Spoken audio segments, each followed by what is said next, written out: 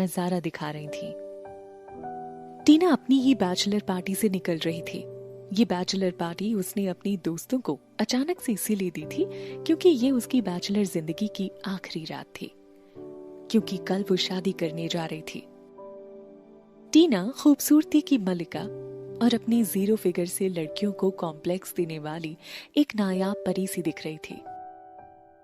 भगवान ने भी शायद उसे पूरी फुर्सत में बनाया होगा। मॉडलिंग की फील्ड में भी उसके लुक्स बाकी मॉडल्स को नीचा दिखाते थे। शादी की खुशी और दोस्तों की संगति में आज टीना ने कुछ ज्यादा ही ड्रिंक कर ली थी और वो नशे के कारण लड़खड़ा रही थी। अच्छा था कि प्रणय ही उसे लेकर निकला था और उसका होने वाला पति होने के नाते टीना को अपार्टमेंट में ले जाकर बेड पर लिटाने में उसे ज्यादा प्रॉब्लम नहीं हुई थी। जल्द ही टीना नींद के आगोश में डूब गई थी। टीना ने अपनी पलकें खोलने की कोशिश की। उसकी भारी हो रही पलकों को खोलने की कोशिश करते हुए उसने आसपास के माहौल को समझने की कोशिश की। आंखें खोलने के बाद तो जैसे उसे कुछ समझ ही नहीं आ रहा था, लेकिन उस मध्यम रोशनी में अपनी आधी खुली पलकों से देखने के बाद उसे समझ आया कि वो प्रणय के अपार्टमेंट में है। उसको सब याद आने लगा। उसका दोस्तों के साथ कुछ ज्यादा ही ड्रिंक कर लेना और प्रणय का उसे लड़खड़ाती हालत में यहां लेकर आना, सब कुछ। क्या इसीलिए प्रणय उसे अपने अपार्टमेंट में लेकर आया था? शरारत भरी मुस्कान के साथ सोचते हुए टीना ने कमरे में उस आवाज के सोर्स को ढूंढने के लिए नजरें दौड़ाई जिनके कारण उसकी नींद खुली थी। मध्यम लाइट के नीचे उसे एक लड़का और लड़की पैशन के साथ किस करते हुए दिखे। ये देखकर मानो जैसे टीना पर बिजली ही गिर गई। उन दोनों को इस तरह देखते ही उसे शौक से मानो लकवा ही मार गया। टीना उन दोनों को शौक से देख रही थी जब वो दोनों एक दूसरे में खोकर पैशन के साथ किस कर रहे थे। प्रणय के हाथ यूसुफा की कमर पर यूं लिपटे थे मानो वो उसे छोड़ेगा ही नहीं। प्रणय, हाँ वो ही प्रणय था जो कल उससे शादी करने वाला था। और यूसुफा, वो कोई और नहीं बल्कि उसकी वो कलीग थी जिसके लिए उसने बहुत कुछ किया था। ये सब देखकर उसका दिल मानो धड़कना ही भूल गया था। क्या ये सच में प्रणय है? टीना को कमरा घूमता हुआ सा लग रहा था। बस भी करो, टीना जाग जाएगी, प्रणय यूसुफा से बोला। यूसुफा ने उसे और टाइट हक करते हुए कहा, वो कल से तुम्हारी वाइफ बनेगी और आज से ही तुम उससे डर रहे हो। प्रणय उसको रेसिस्ट नहीं कर पा रहा था। वो उसके करीब आता हुआ बोला, डार्लिंग हम दूसरे कमरे में चलते हैं, टीना जाग गई तो इशू हो जाएगा। उसकी मधोशी बढ़ती ही जा रही थी। वो दोनों एक दूसरे में खोते हुए वहां से चले गए और बेड पर लेटी टीना उन दोनों को एक दूसरे में खोया हुआ देख नहीं पाई और उसने अपनी आंखें बंद कर ली। भले ही टीना की आंखें बंद थी लेकिन उसके कान खुले हुए थे और उन दोनों की तेज सांसों से लेकर वो उनकी हर बात सुन पा रही थी। जब यूसुफा की आवाज उसके कानों से टकराई, नहीं प्रणय, मैं ये नहीं करना चाहती हूं उसके सामने। उन दोनों के होठों के मिलने से आ रही आवाज वो सहन नहीं कर पाई और उसने आंखें खोलकर देखने का साहस किया तो पाया यूसुफा प्रणय के कपड़ों को उसके शरीर से दूर कर रही थी। ये उसकी सहन शक्ति के बाहर था। ये सब देखकर उसको पता ही नहीं चला कि कब उसकी आंखें झलक पड़ी। प्रणय, जो कि कल सुबह उससे शादी करने वाला था, वो उसके साथ इतना बड़ा धोखा कैसे कर सकता था? और यूसुफा, कैसे यूसुफा उसके सामने ही प्रणय के साथ हम बिस्तर होना चाहती थी? वो उसके साथ ऐसा कैसे कर सकती थी? टीना ने तो कभी उसका कुछ बुरा नहीं किया, उल्टा उसकी हेल्प ही की थी। और प्रणय, उसे तो टीना ने टूट कर चाहा था। उसके लिए उसने सब कुछ पीछे छोड़ दिया था। क्या सिर्फ इसी धोखे के लिए? उसका दिल एकदम टूट सा गया था।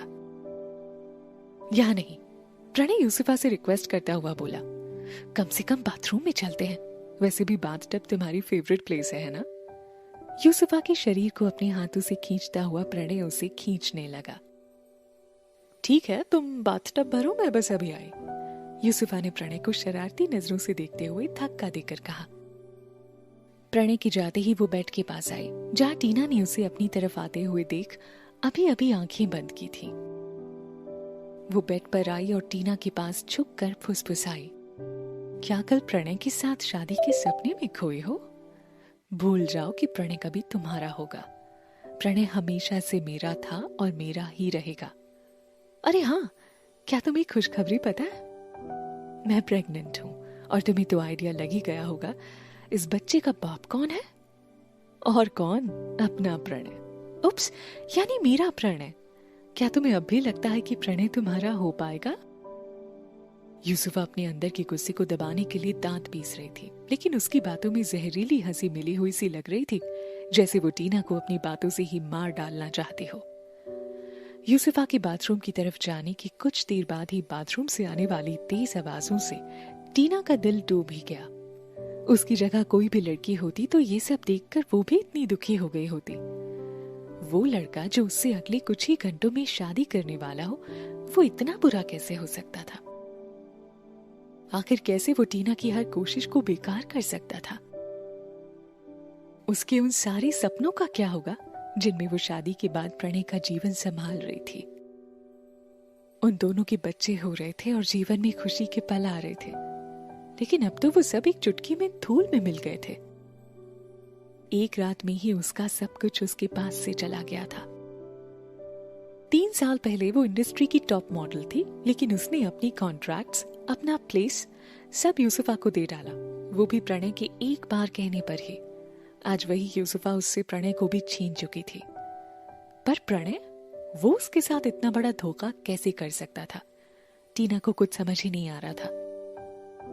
उसकी 2 सबसे बड़ी गलतियां जिन्होंने उसे इस सिचुएशन में पहुंचाया था, वो थी सबको अपनी तरह अच्छा समझना, और उससे भी बड़ी गलती थी आंख मूंद कर प्रणय पर विश्वास करना।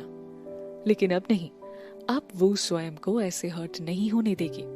लेकिन वो अब कर भी क्या सकती थी?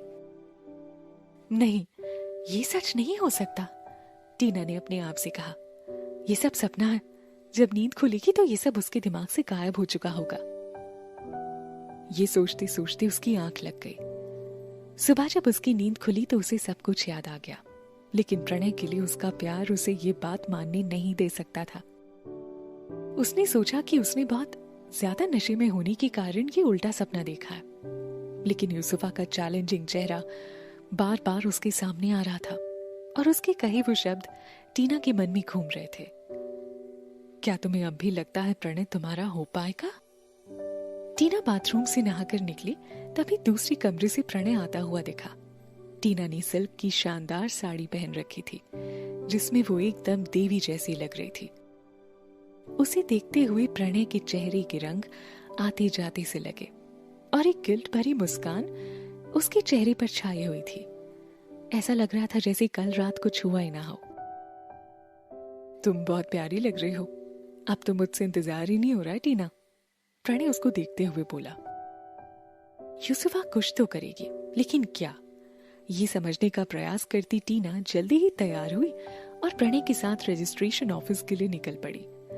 लेकिन तभी प्रणय का फोन बजा और स्क्रीन पर यूसुफा का नाम फ्लैश हुआ। प्रणय ने तुरंत कॉल रिसीव की, तभी उसे दूसरी तरफ से आवाज सुनाई दी। प्रणय, मैं बाथरूम से फिसल गई हूँ और बहुत दर्द हो रहा है, मैं हिल भी नहीं पा रही हूँ, प्लीज जल्दी आ जाओ। ये सुनकर प्रणय परेशान हो उठा। उसने टीना को रजिस्ट्रेशन ऑफिस पहुंचने को कहा और खुद यूसुफा के अपार्टमेंट के लिए निकल गया। टीना, जो ये मानकर खुश थी कि कुछ ही समय में वो शादी करने जा रही है, लेकिन उसके लिए ये शौक बहुत ही डिफिकल्ट था। क्या हुआ? उसने कुछ देर में कॉल करके प्रणय से पूछा। कितनी देर में आ रहे हो तुम? यूसुफा के पैर में चोट लग गई है, मैं उसे हॉस्पिटल लेकर जा रहा हूँ, प्रणय परेशानी भरी आवाज में बोला। अभी सिचुएशन सही नहीं है, आई थिंक हमें शादी किसी और दिन करनी होगी। टीना आश्चर्य में पड़ गई। किसी और के लिए वो अपनी शादी तक छोड़ रहा है? मतलब यही है कि प्रणय के लिए उसकी अहमियत यूसुफा से कम है। टीना फोन करने से पहले 2 घंटे इंतजार कर चुकी थी। किसी और दिन? उसका कोई चांस ही नहीं, टीना ने झुंझलाते हुए खुद से कहा। वो बहुत उदास हो गई थी, उसे बहुत दुख हो रहा था। वो जैसे ही घर जाने के लिए निकलने को हुई कि तभी उसकी नजर एक हैंडसम लड़के पर पड़ी। उस लंबे और हैंडसम लड़की ने नीले रंग का शर्ट और ब्लैक पैंट पहन रखी थी। जिसमें उसका शानदार व्यक्तित्व और खिलकर नजर आ रहा था, वो किसी हीरो से कम नहीं लग रहा था। अचानक टीना शॉक में पड़ गई, क्योंकि वो शख्स कोई और नहीं, रणविजय रावत था, RR एंटरटेनमेंट का CEO। टीना जब फेमस थी तब एक बार उससे किसी अवार्ड फंक्शन में मिली थी। इस इंडस्ट्री में ऐसा कोई नहीं था जो इस इंडस्ट्री के किंग को ना जानता हो। वो यहाँ क्यों आया होगा? अभी टीना के मन में ये चल ही रहा था कि तभी रणविजय का असिस्टेंट उसके पास आया और उसकी आवाज टीना को सुनाई देने लगी। सर, रूही फोन नहीं उठा रही है और ना ही वो अभी तक यहाँ आई है। रणविजय के चेहरे पर कुछ परेशानी सी दिखाई देने लगी, लेकिन उसकी आवाज में एटीट्यूड साफ झलक रहा था। उसे कांटेक्ट करो और कहो कि अगर वो 10 मिनट में यहाँ नहीं आई तो उसे आने की कोई जरूरत नहीं है। असिस्टेंट हिचकिचाया, फिर उसने रणविजय को कहा, सर एक्चुअली उसने मैसेज किया है कि वो जिस लड़की से प्यार करती है वो उसके साथ जा रही है और वो आपसे शादी नहीं करना चाहती। रणविजय ये सब सुनकर बोला, हाँ कोई बात नहीं, इट्स हर लॉस। रणविजय गुर्राया, तुम्हारे पास आधा घंटा है, कोई भी लड़की ढूंढ कर लाओ, शादी तो मैं आज ही करूंगा। असिस्टेंट ये सुनकर चक्कर में आ गया। आधे घंटे में लड़की को ढूंढना और उसे रणविजय से शादी करने के लिए तैयार करना बहुत मुश्किल काम था, लेकिन उनके पास और कोई ऑप्शन भी तो नहीं है। अपने चक्कर खाते मन में ये सोचते हुए वो जल्दी से फोन पर किसी का नंबर मिलाने लगा। रणविजय भले ही एंटरटेनमेंट इंडस्ट्री का किंग था, उसके आगे बड़े बड़े मॉडल्स, एक्टर्स, प्रभावशाली लोग सब झुके हुए से नजर आते थे, लेकिन इस सिचुएशन में वो भी थोड़ा परेशान दिख रहा था। उसके परिवार का उस पर लगातार दबाव बना हुआ था कि वो शादी कर ले। यहाँ तक कि एक अमीर परिवार की लड़की से शादी के लिए वो उसे बहुत फोर्स कर रहे थे। रणविजय को जितना अपने काम से प्यार था, उसका 1% भी किसी लड़की से नहीं था। वैसे भी वो अपने परिवार द्वारा पसंद की गई लड़की से शादी नहीं करना चाहता था, इसीलिए उसने अपने असिस्टेंट की हेल्प से एक लड़की से शादी करने का प्लान किया था। उसे बिल्कुल भी आइडिया नहीं था कि उसका प्लान ऐसे फेल हो जाएगा। रणविजय की पोजीशन और इंडस्ट्री में इस पोजीशन के कारण हजारों लड़कियां उसके पीछे पागल थीं और उसके एक इशारे पर बिछ जाने को तैयार हो जाती, हजारों झूठ बोलने को तैयार हो जाती। अचानक वहां खड़ी टीना के मन में एक आइडिया आया और उसने आगे बढ़कर उस आइडिया को पूरा करने का निर्णय किया। वो अचानक रणविजय के सामने पहुंची और बोली, हेलो रणविजय जी, आप जिस लड़की से शादी करने आए हैं वो यहाँ नहीं आई, और मैं जिस लड़की से शादी करने वाली थी वो भी यहाँ नहीं आया है। हम दोनों की सिचुएशन सेम ही है, फिर क्यों ना हम दोनों आपस में शादी कर लें? रणविजय का असिस्टेंट ये सुनकर शॉक हो गया। इस लड़की के अंदर इतनी हिम्मत कहां से आई? ऐसा सोचते हुए उसके पैर जैसे वहीं जम गए। रणविजय एक सेकंड के लिए हड़बड़ाया और फिर होश में वापस आकर बोला, तो तुम कह रहे हो क्या हम शादी कर सकते हैं? उसने अपनी ग्लासेस उतार दिए और टीना को ऊपर से नीचे तक देखने लगा, मानो अपनी आंखों से उसका एक्सरे कर रहा हो। 1 मिनट बाद उसने अपने असिस्टेंट को बुलाया और कहा, मुझे इस लड़की की सारी डिटेल्स चाहिए 1 मिनट के अंदर। उसका असिस्टेंट टीना को पहचानता था। उसने तुरंत ही एक गूगल सर्च किया और सारी फाइंडिंग्स रणविजय को दिखाई। सारी डिटेल्स पढ़ने के बाद रणविजय ने अपने होंठ को काटते हुए कहा, लेट्स गेट मैरिड। प्रणय ने उसके प्यार का ऐसे मजाक उड़ाया था जिससे टीना बहुत दुखी थी। बाकी लड़कियों की तरह टीना खुद को कमजोर और इमोशनल नहीं समझती थी, पर प्रणय के धोखे से वो टूट सी गई थी। हालांकि उसके धोखे ने उसे एक ऐसी अपॉर्चुनिटी दी थी जिससे वो प्रणय से बदला ले सकती थी, वो भी एक नए तरीके से। उन दोनों का मैरिज प्रोसीजर बहुत जल्दी निपट गया। आधे घंटे में ही उसे रणविजय की पत्नी घोषित कर दिया गया। अगले 20 मिनट में उनके हाथ में उनका मैरिज सर्टिफिकेट था। अब टीना ऑफिशियली टीना रणविजय रावत बन चुकी थी। क्या मैं अकेले में आपसे बात कर सकती हूँ? सब निपट जाने के बाद टीना रणविजय से बोली, हम कार में पहुंचने की बात करें तो अच्छा होगा। अपनी ग्लासेस आंखों पर चढ़ाता हुआ रणविजय बोला और मैरिज रजिस्ट्रार के ऑफिस से बाहर निकल गया। टीना जल्दी जल्दी उसके पीछे गई और बाहर खड़ी शानदार रोल्स रॉयस में बैठ गई। इससे पहले कि वो कुछ कहती, रणविजय उसकी ओर घूमा और बोला, थैंक यू फॉर मैरिंग मी। गहरी सांस छोड़ते हुए उसने कहना जारी रखा, इसके बदले तुम्हें जो भी चाहिए वो तुम बता सकती हो सकता है मैं वो तुरंत ही अरेंज करवा दूं। मुझे कुछ भी नहीं चाहिए, टीना हिचकिचाते हुए बोली। बस मेरी 2 शर्तें हैं और मुझे लगता है आप उनमें मेरा साथ देंगे। रणविजय कुछ शांति के साथ कार में आराम से बैठते हुए बोला, बेहिचक कहो क्या शर्तें हैं। पहली शर्त तो ये है कि जब तक ऐसी सिचुएशन ना आ जाए कि आपको बताना ही पड़े, तब तक प्लीज आप हमारी शादी को पब्लिक नहीं करेंगे। टीना होठ चबाती हुई सी बोली। और दूसरी बात यह है कि आप मेरे पर्सनल मैटर में दखल नहीं देंगे। चिंता मत करिए रणविजय जी। रणविजय को परेशान होता देख टीना बोली, आप आज से मेरे पति हैं और आप मेरे साथ रहें या नहीं, लेकिन मैं ऐसा कोई काम नहीं करूंगी जिससे हमारे रिश्ते में कोई प्रॉब्लम आए, चाहे वो किसी और आदमी के पास जाने की बात ही क्यों ना हो। रणविजय उसकी बात सुनकर मुस्कुराया और कार का एसी ऑन करता हुआ बोला, तुम्हारे पास 6 महीने का वक्त है, तब तक तुम अपने सारे पर्सनल मैटर निपटा सकते हो। मैं तुम्हें तंग नहीं करूंगा।